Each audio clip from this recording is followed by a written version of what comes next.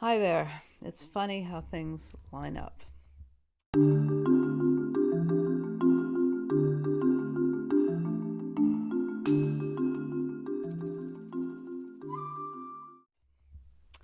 As you know, I just finished the Lila series of reading and commentary, and I ended my commentary with a confession that I was only really beginning to understand Persig's work.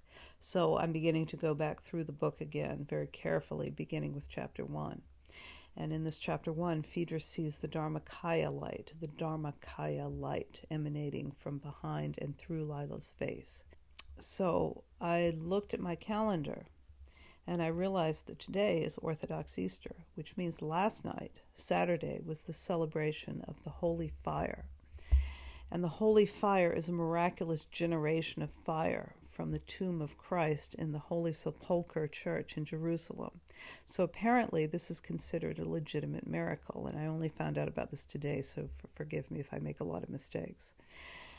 And this flame spontaneously generates on Saturday night before Easter, and it is transferred from this church in Jerusalem, from this Holy Sepulchre church in Jerusalem where Christ's tomb is, to Orthodox churches far and wide.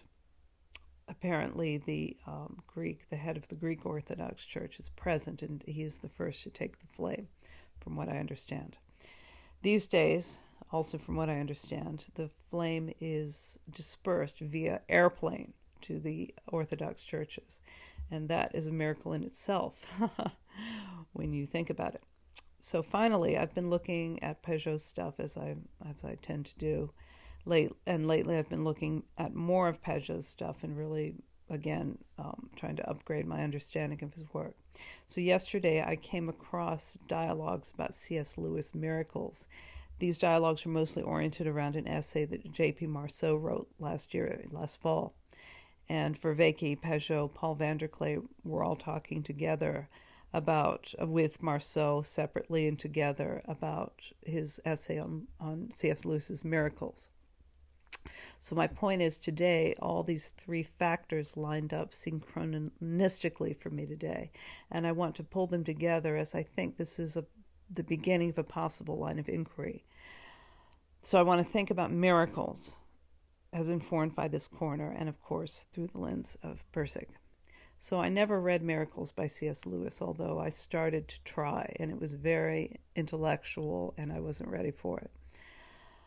But I've been kind of doing an exploration of it today and yesterday because of this thing that happened. Actually, I'd been looking at the Miracles dialogues before these other two Synchronous events, and I discovered that C.S. Lewis sees miracles as something that is hidden from modern consciousness because of our preconceptions, because of rationality. And he says, experience proves this, that, or nothing according to the preconceptions we bring to it.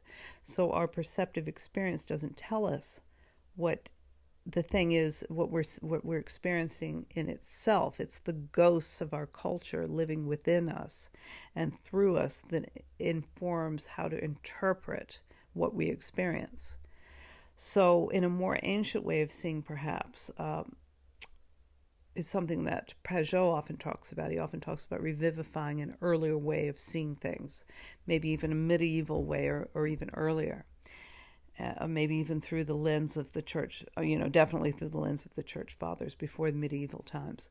And one of my favorite videos of Jonathan's, which I've talked about a lot, is symbolic versus literal.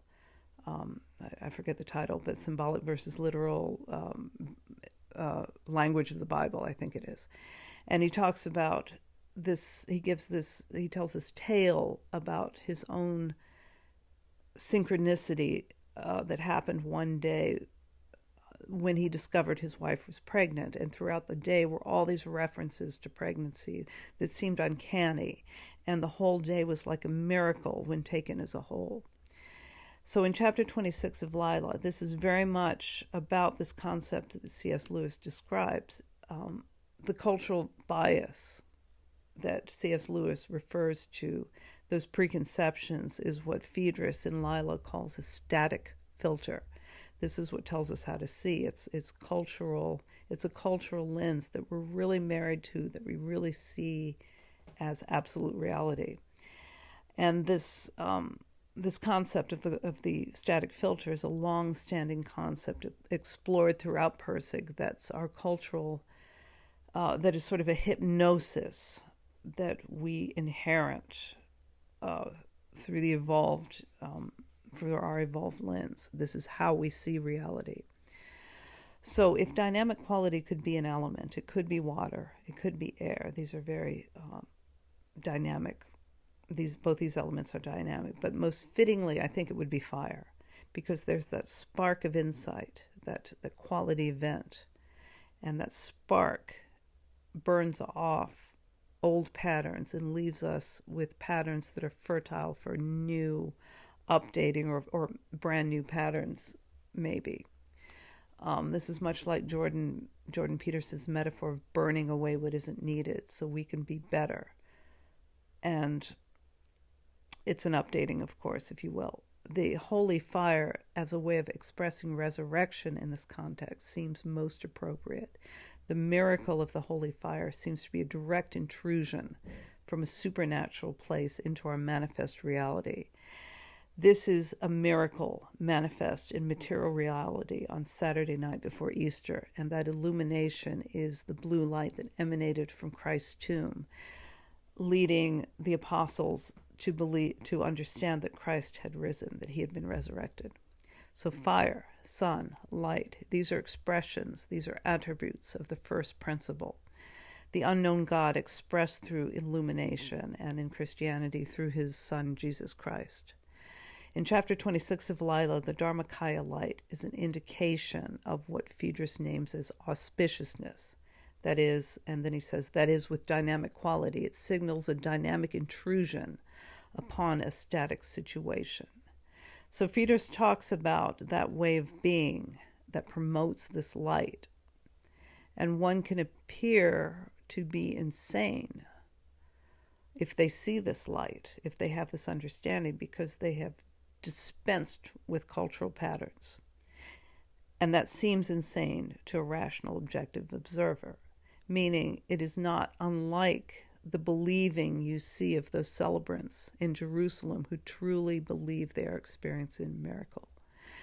Phaedrus might call it a miracle of understanding, to be able to step outside cultural dictates and follow the mystical pull. So at the end of the book, Lila's going to go one of two ways. She's either going to go back to her old karmic patterns, or go forward to dynamic mysticism. And Phaedrus says, and this is in chapter 29, was by some miracle of understanding, Lila could avoid all the patterns, her own and culture's, see the dynamic quality she's working toward, and then come back and handle all this mess without being destroyed by it. The question is whether she's going to work through whatever it is that makes the defense necessary, or whether she's going to work around it. The defense is the catatonic state that she's in.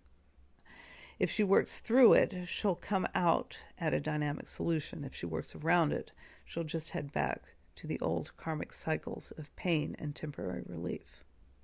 The miracle would be if Lila, who is equally stuck and dynamic at the same time, could somehow get a hold of that dynamism, that mysticism, that intrusion by God, you could say, into the material world, that illuminated attribute of the divine principle. Of course, the miracle doesn't occur with Lila. She goes back to the old patterns.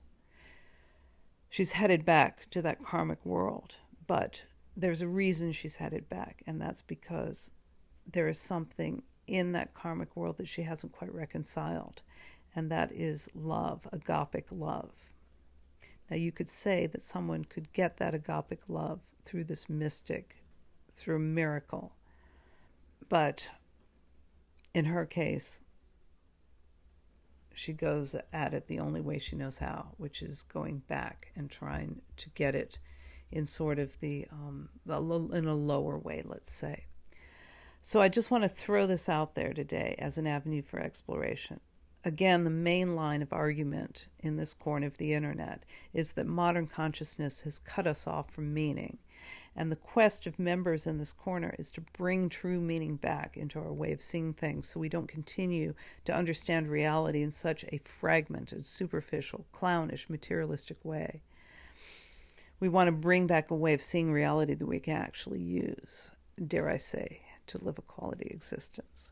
So I hope that makes sense, and I'll see you next time.